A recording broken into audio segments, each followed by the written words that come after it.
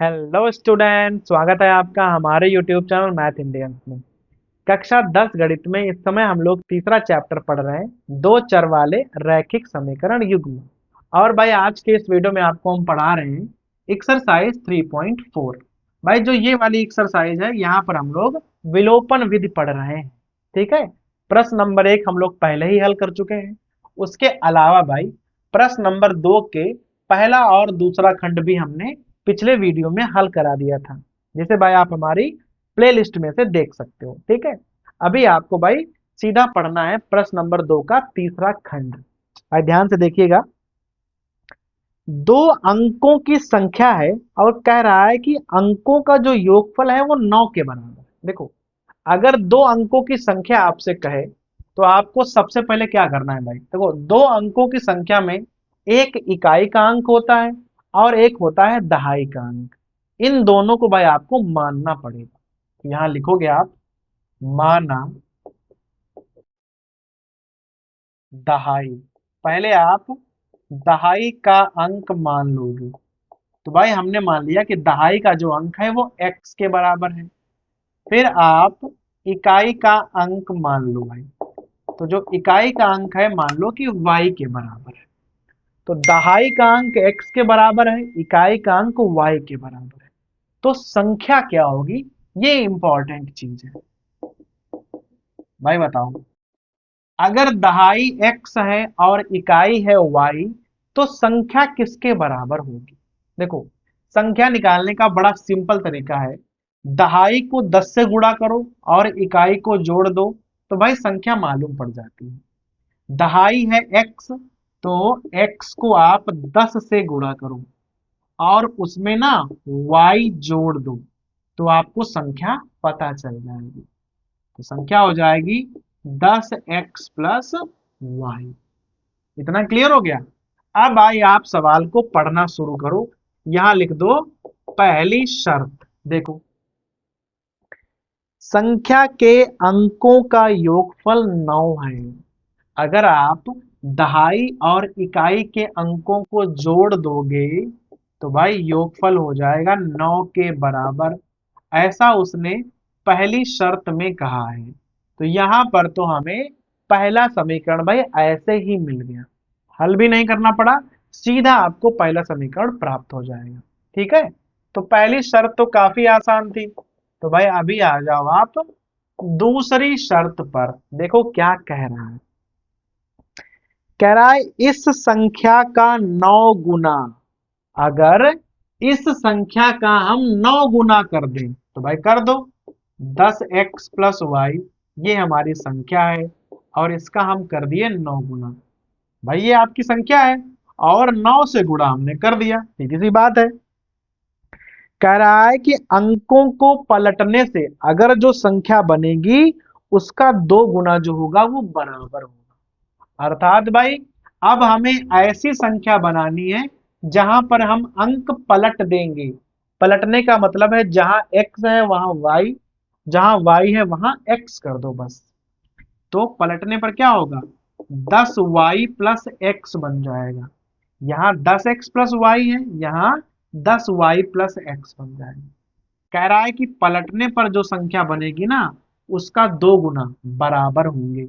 जो आपकी संख्या है उसका 9 गुना और पलटने पर जो संख्या आएगी उसका 2 गुना बराबर होने चाहिए।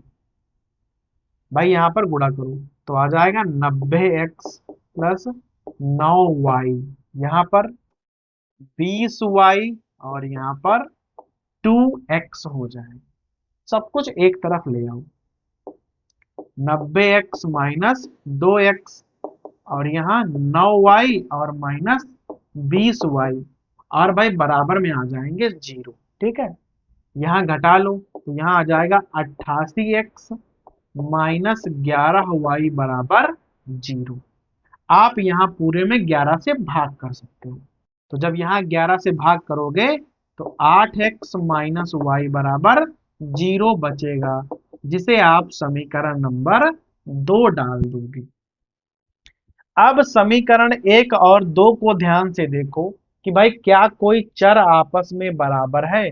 अगर बराबर नहीं है तो गुणा करके बराबर करो, तो देख लो y यहाँ पर भी एक है, y यहाँ पर भी एक है, तो y तो पहले से ही बराबर है। बस यहाँ माइनस का है, यहाँ प्लस का है। अगर चिन्ह अलग अलग है तो जोड़ना पड़ेगा। तो आप यहाँ लिखोगे समीकरण 1 व 2 को, भाई कोई चिन्ह अलग अलग है तो हम क्या करेंगे, यहाँ जोड़ देंगे। दोनों समीकरण हम जोड़ देंगे। भाई जोड़ने के लिए क्या करोगे, दोनों समीकरणों को लिखो, x प्लस वाई बराबर 9 और 8x माइनस वाई बराबर 0। जोड़ने में क्या होता है कि चिन्ह तो बदले नहीं जाएंगे, तो जो बराबर है वो ऐसे ही कैंसिल हो जाएगा। 8x और x 9x हो जाएंगे और यहाँ आ गया 9। 9x बराबर 9 हो जाएगा तो x बराबर 1 आ जाएगा। बड़ा ही सिंपल है। x का मान आप चाहो तो यहाँ रख लो और भाई चाहो तो यहाँ रख लो, जहां चाहो आप वहां रख सकते हो। यहां लिखेंगे x का मान समीकरण 1 में रखने पर, भाई एक उतार लो दोबारा से, x प्लस वाई बराबर यहाँ है 9, ठीक है, x का मान 1 है तो 1 प्लस वाई बराबर 9, तो y बराबर 9 माइनस 1, और भाई y का मान कितना आ जाएगा, 8 आ जाएगा। देखो x का मान 1 है, y का मान है 8, ठीक है। हमें x y के मान नहीं निकालने हैं, हमें निकालनी है संख्या। संख्या में क्या था, दहाई का अंक है x, तो दहाई का अंक हमने 1 निकाल दिया। इकाई का अंक है y, हमने निकाल दिया 8। देखो अगर दहाई का अंक है 1, इकाई का अंक है 8, तो संख्या हो जाएगी 1 दहाई 8 इकाई 18। तो जो आपसे संख्या पूछ रहा था ना, वो हो जाएगी हमारी 18। क्योंकि भाई दहाई का मान 1 आ गया, इकाई का मान आ गया 8, तो संख्या हो जाएगी हमारी 18। क्लियर हो गया भाई। तो ये है हमारा प्रश्न नंबर 2 का तीसरा खंड। अब भाई आ जाओ प्रश्न नंबर 2 के ना चौथे खंड पर। देखो भाई क्या लिखा हुआ है, कह रहा है कोई मीना है, वो 2000 रुपए निकालने के लिए भाई बैंक जाती है। जो वहां खजांची है कैशियर, वो कहता है कि भाई ₹50 और ₹100 के नोट हैं हमारे पास। भाई वहां पर 50 और 100 के ही नोट हैं। तो भाई वो मीना को ना कुल मिलाकर 25 नोट देता है। भाई कुछ 50 के नोट दिए होंगे, कुछ 100 के नोट दिए होंगे, लेकिन कुल मिलाकर नोट हैं 25 और रुपए कितने दिए हैं, 2000।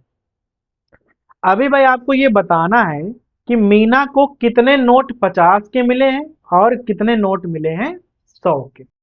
तो 50 और 100 के कितने कितने नोट हैं, भाई ये आपको बताना है। तो वही चीज हमें यहाँ माननी होती है। तो भाई मान लो, माना ₹50 के जो नोट हैं, मान लो कि भाई एक्स नोट है, ठीक है, और ₹100 के जो नोट हैं वो भाई वाई नोट है, ठीक है। हमने मान लिया कि 50 रुपए के एक्स नोट है, 100 रुपए के वाई नोट भाई मीना को मिले हैं। अभी आप शर्त पढ़ो और समीकरण बनाओ। पहली शर्त तो ये है कि मीना को कुल मिलाकर 25 नोट मिले हैं।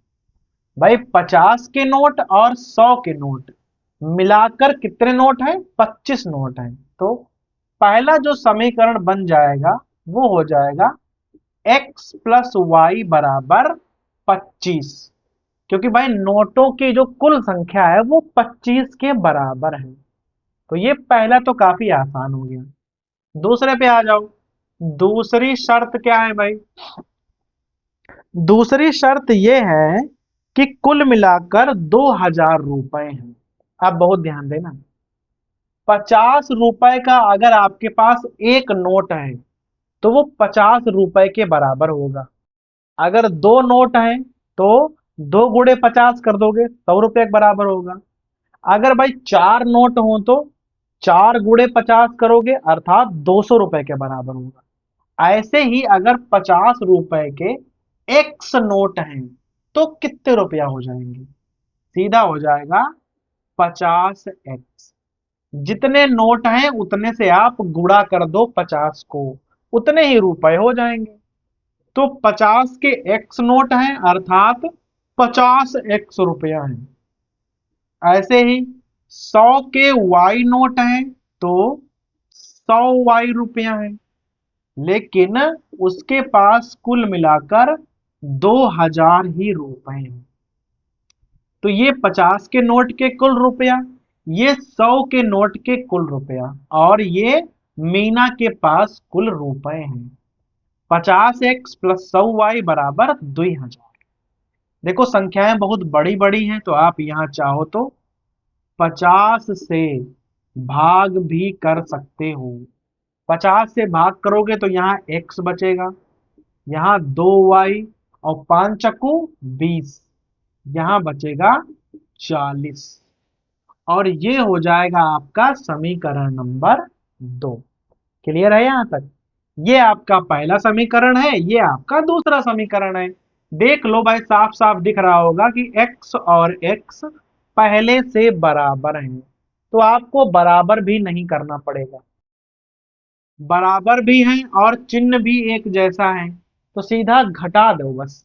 यहां लिखो भाई, समीकरण 1 से 2 घटाने पर।